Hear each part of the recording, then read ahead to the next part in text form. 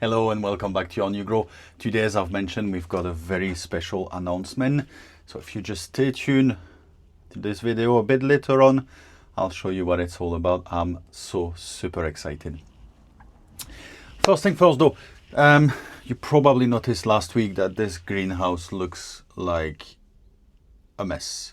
That is not the term that I was going to use, but it looks like a right mess. It might not actually be the most accurate advice you're going to get this year, but it worked for me in the past and it seemed to be working okay for me this year.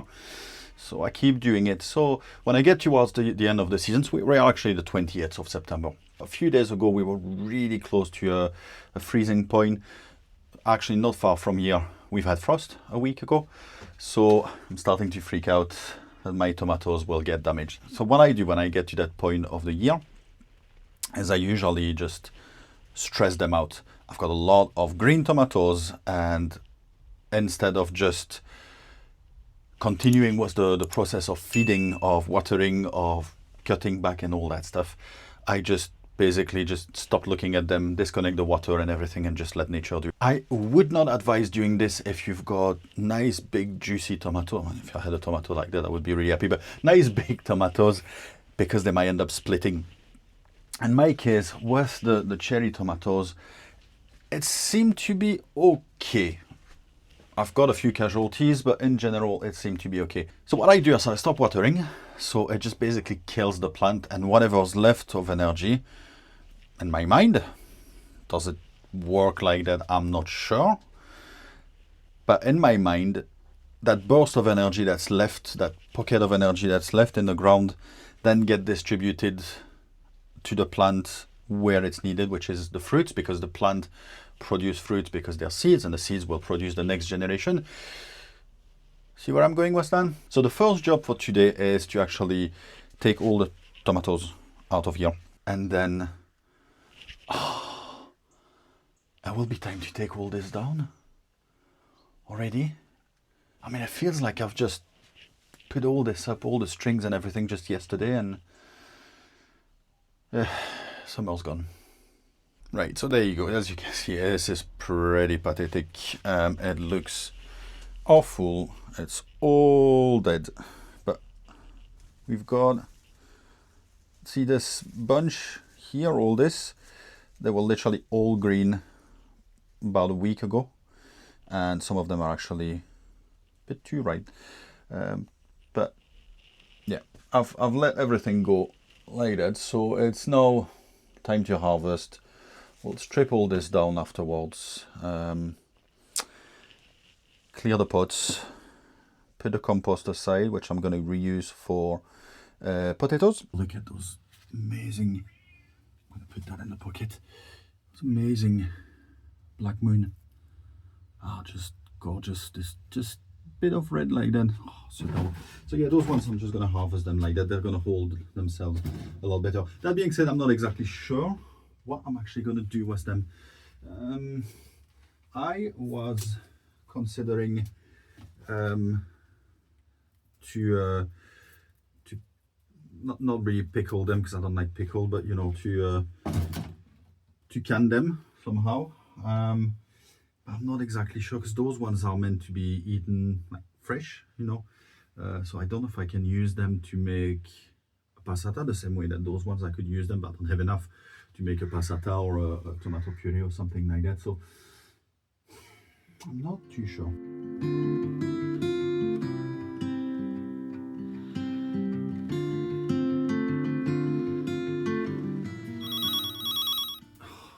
Oh, even people call me like that.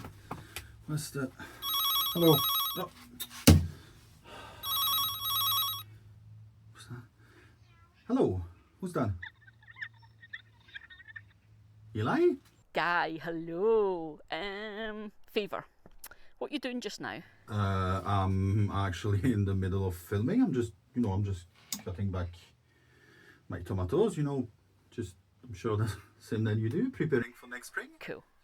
Okay, cool. Okay, in which case then, how do you fancy joining in with the big daffodil grow along? Yeah? Sure, I mean... Go on, it'll be fun, go on. Yeah, I guess. What we're doing then is jump in the car and come and meet us at Saughton Park in Edinburgh. We've got Mags and Sandra joining in as well, so we're going to have another Scottish YouTuber meet up. Okay. You up for it? Yeah? Yeah, I'm up for that, definitely. You might need to bring those daffodils you bought that I know you bought the other Okay. day. Bring them, we'll get you all planted up, and you can find out all the rest of it when you get here. Good? Right? Okay. Okay, I'll see you there. I'm coming.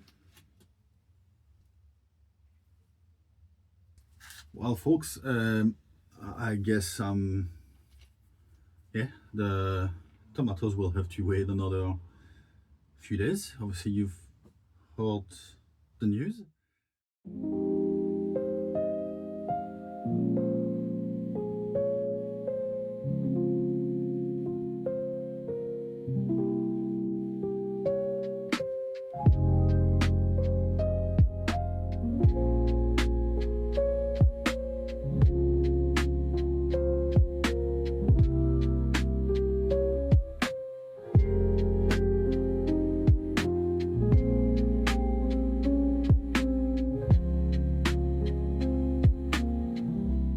Well, unfortunately, it's raining just now.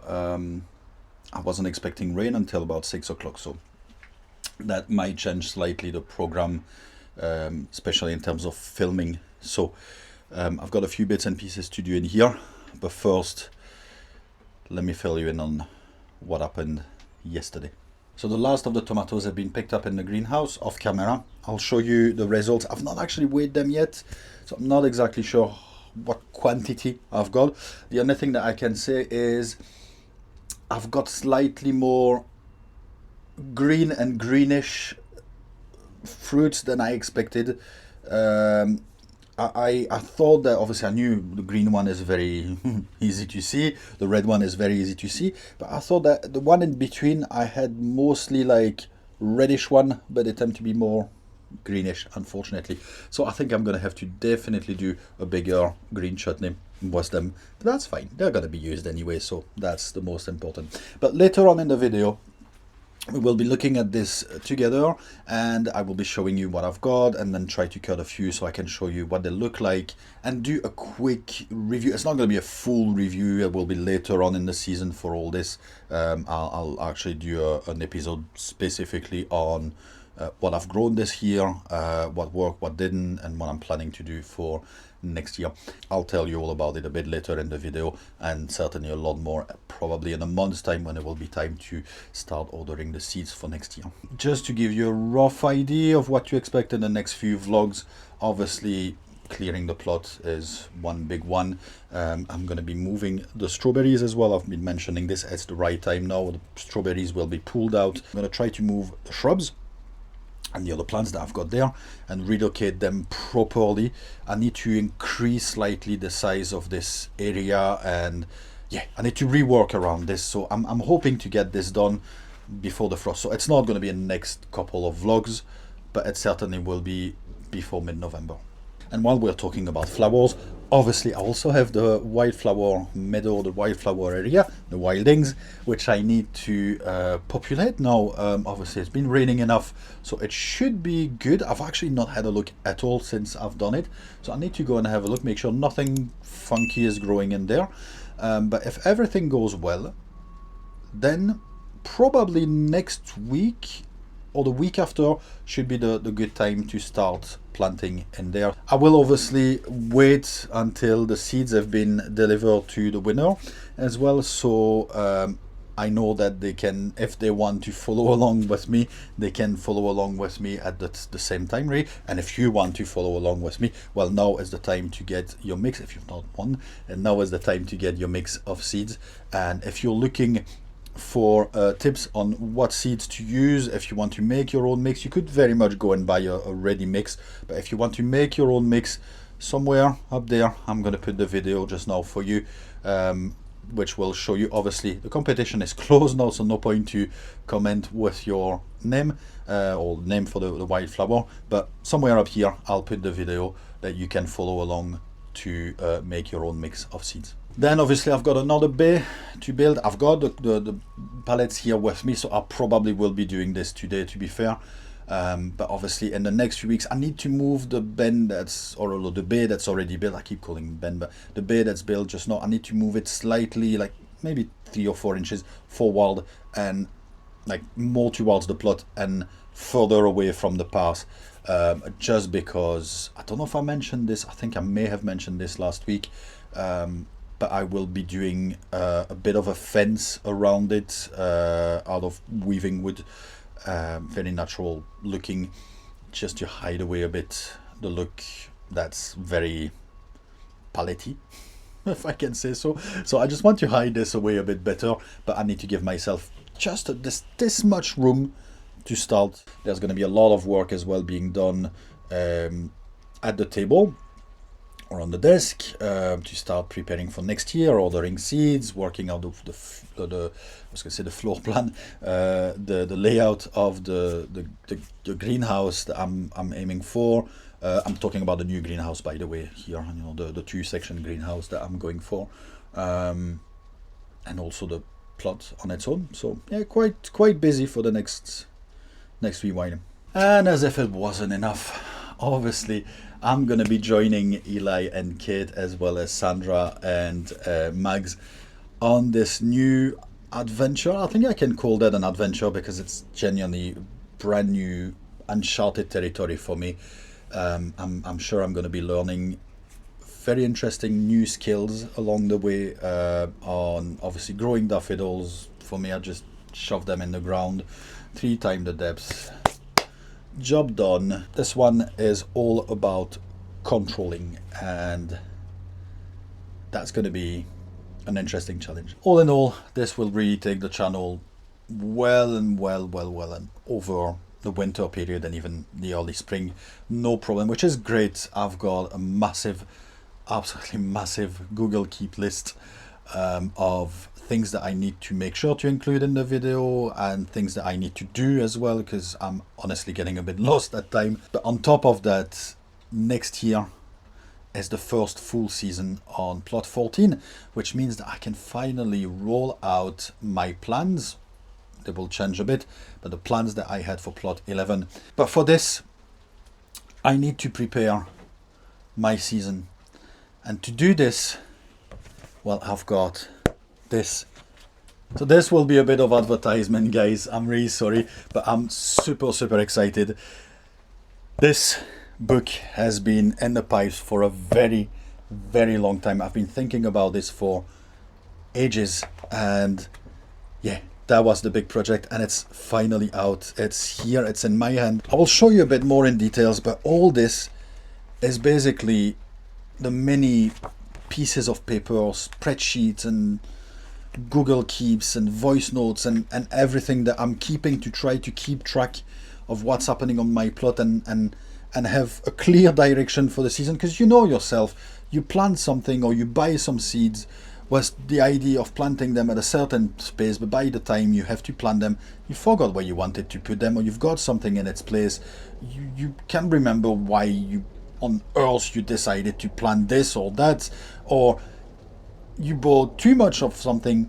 Well, this is my answer. Obviously, it's a bit of a sales pitch, let's be honest, but I don't want to sound too pushy, as I'm super excited about this. This book is now available worldwide on Amazon. The link will be in the description as well. If you fancy giving it a try, make sure to go and buy yourself a copy. That will help you, but at the same time support the channel. So the book is available to purchase on Amazon, pretty much everywhere in the world. It's only in English, but it's available pretty much everywhere in the world just now. It depends on which country. So it looks like if Amazon doesn't have a website with your country, it seems like they do not deliver outside of those ones. But if you do want a copy and you are not able to get access to one, just send me an email and I can try to get a copy over. So the idea obviously just now is to move this a step further. Obviously I still need to dig a bit more. If you remember, when we've done this, I had to dig a bit of a trench to set it level enough. So I'm gonna have to dig a bit further just to move it a touch. In fact, on this side there's not actually much space that I need to regain. Just need to push it a tiny bit, but as you can see here at the back is right against, so I really need to get myself a bit of extra space. So I probably need to move it to here, you know, so just shift everything a bit like that, and that should be fine. Over there we've got 3 more pallets, so I'm going to use the 2 blue one here at the top to make a second bay here, and we'll pretty much be ready for the painting and lining inside with the chicken wire.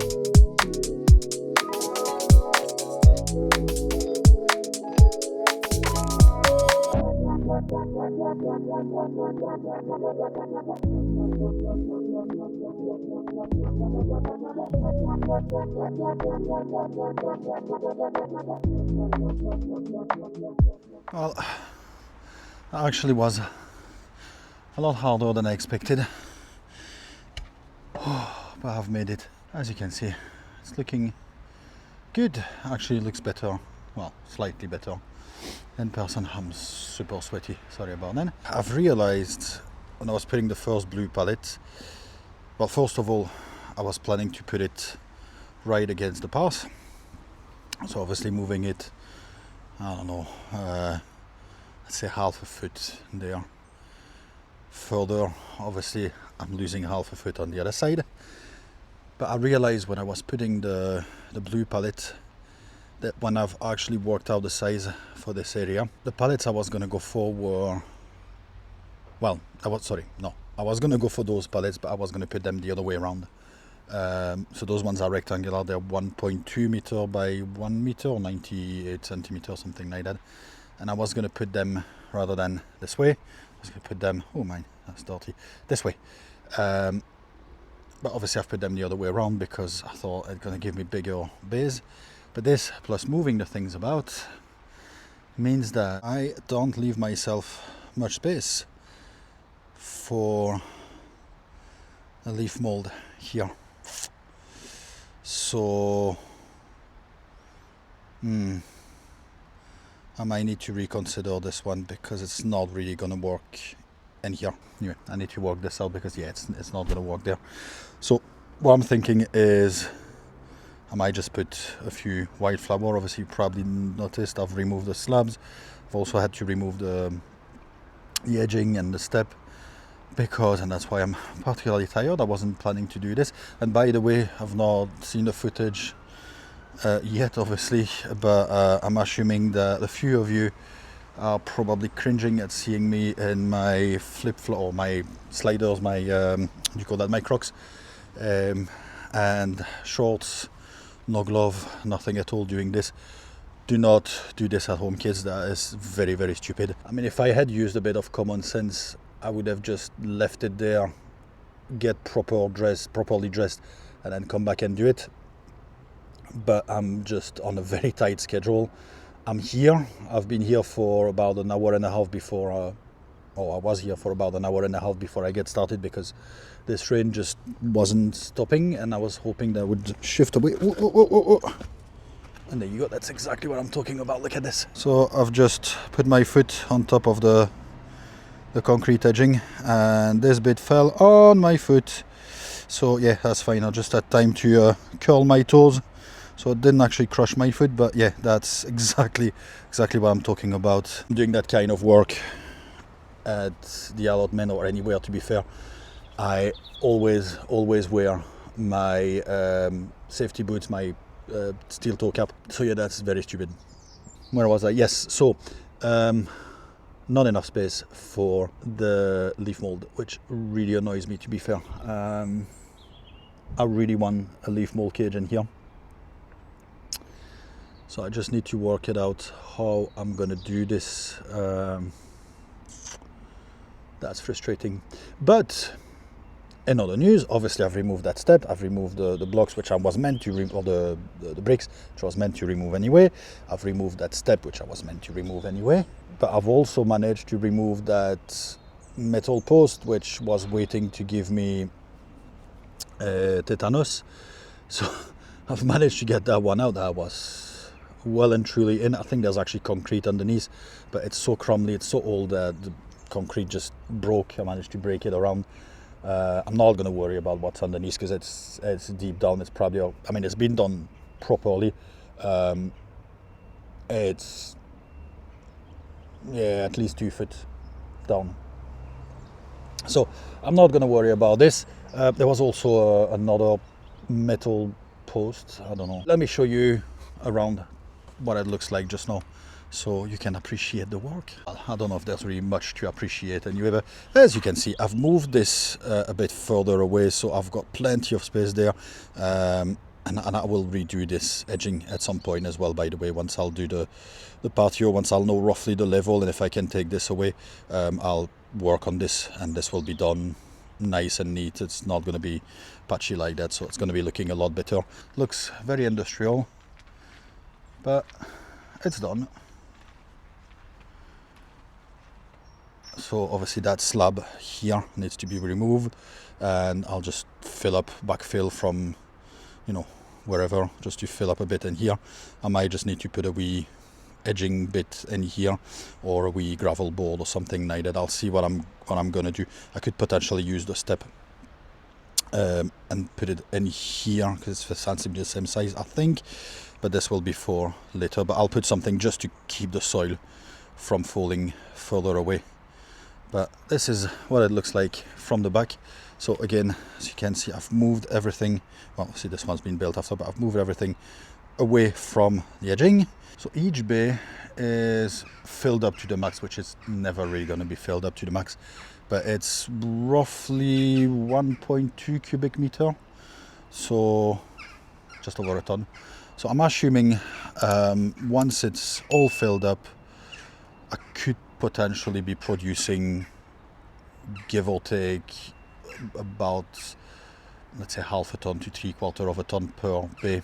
I'm kind of hoping that I would be round about a 1.5 tons, roughly. Hopefully a bit more, but 1.5 tons per year of compost, which is great. 1.5 tons will definitely do me more than enough to cover up and to mulch every year on this area. So, good. Ta-da!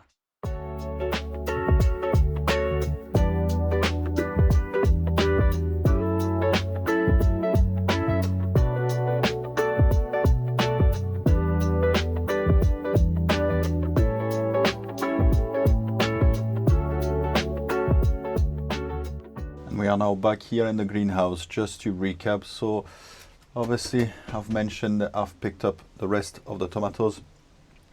In the next few days I'll do this off camera, but I'll just chop everything down and get everything back then ready to go to the allotment, because now we can start using the compost bay, although I still need to be careful not to use the edge. So I'll just make a wee pile kind of right in the middle, so I can still get the inside painted and lined with the chicken wire. So you can see a bit clearer, I've actually separated the tomatoes which are ready.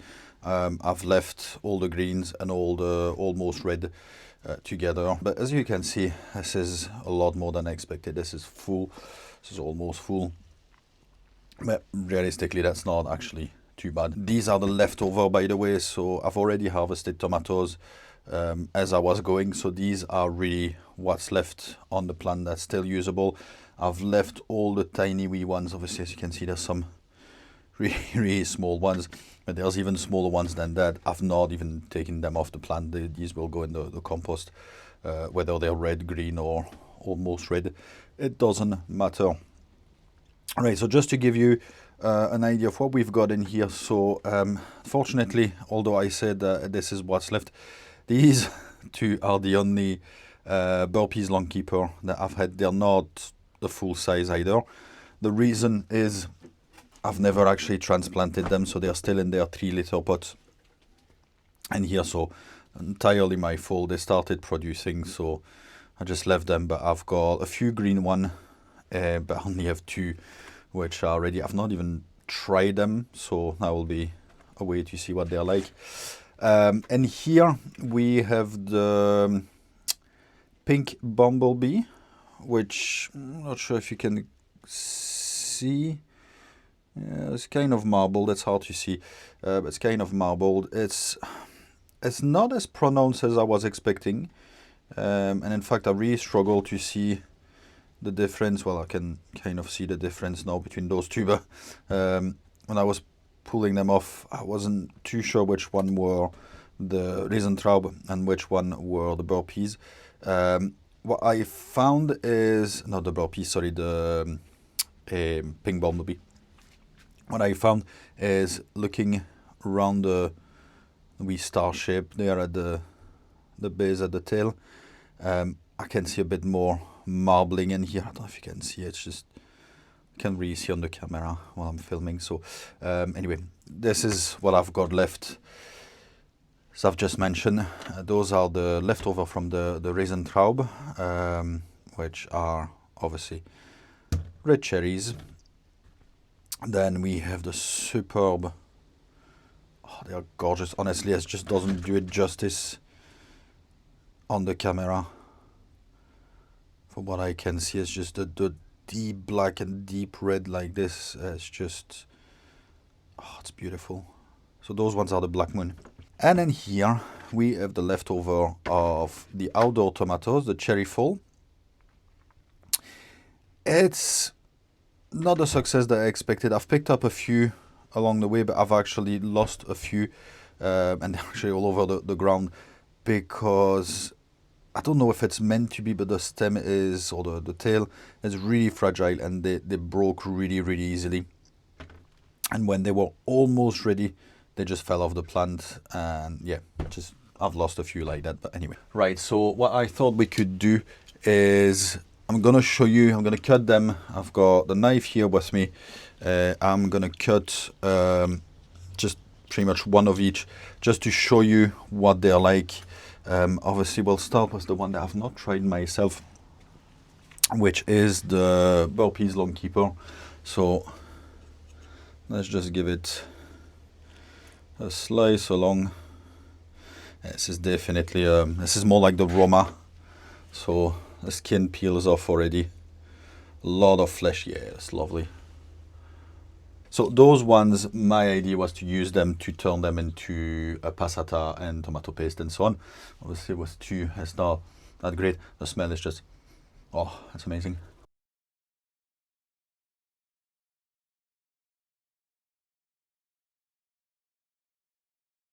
Very traditional in terms of taste, nothing exceptional, I must say. Very juicy. I see what they mean, because you can basically use them as salad tomatoes as well, and they do have this fresh taste of the salad tomato. There's no sweetness whatsoever to it. The next one is going to be the pink bumblebee. So this one is very juicy.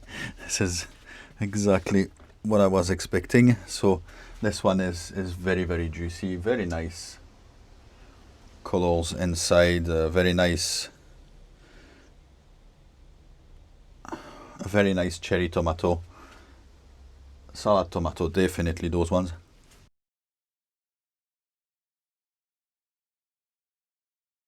A massive punch of sweetness, bit tart. This is, honestly, this one has been one of my favorite.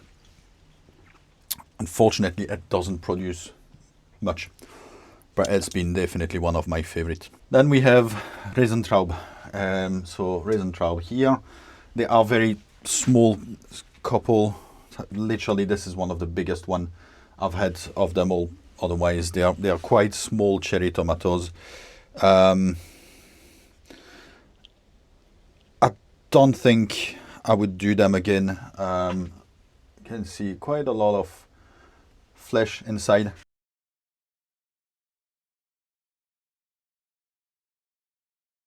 very, very acidic. There's this almost lemony punch, this acidity, just punch you right in. It does produce quite well, I must say. Most of the green one in there are actually from the Riesentraub, so it does produce really well. But I don't think I'll be doing this again next year. Then I'm dreading this one because I do not like it at all, sadly. I'll keep the nicest one for last. These are the cherry full, the outdoor tomatoes. And well, as I've mentioned, I don't like it, unfortunately. It's just very classic, what you would expect from a cherry tomato. It produces fairly well, I must say. It's just like I said, that the only issue I've got is they're very fragile. It's like hair thin when they are growing, and then they fall off the slightest wind, they fall off. So although they do great outside, and it's great to have those ones outside, because none of the one I've got in here would do anything outside. No signs of blight either, which I'm really surprised, because it's been really wet. Anyway, I need to go for it.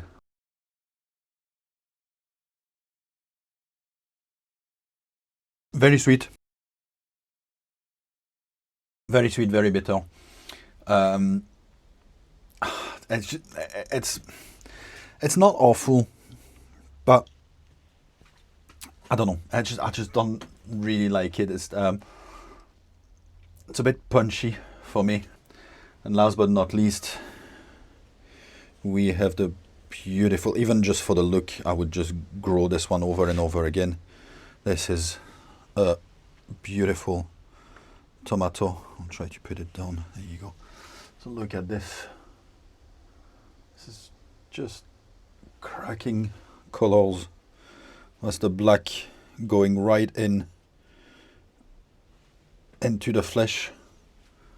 You can probably see there. It's lovely. Extremely juicy. Definitely a good salad tomato.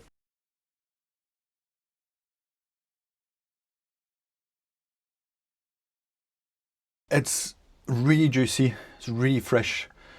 It's not got much acidity.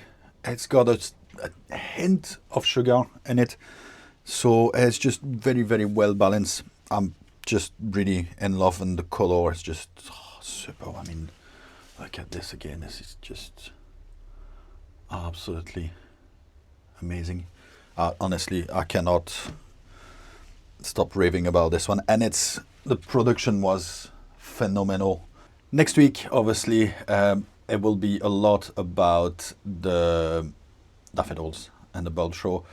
I'm hoping to get some work done as well at the allotment, but the weather doesn't look particularly good at all. We're expecting really heavy wind, actually, Friday here. So it's not looking too promising. But there's work to be done in here. I'm going to mention it one last time. Remember the book if you are interested, or if you are curious. Link is in the description if you want to buy a copy. That would really help you in the garden as well, but it would definitely help the channel growing. So thank you very much for joining me this week, and I hope to see you next week. Bye.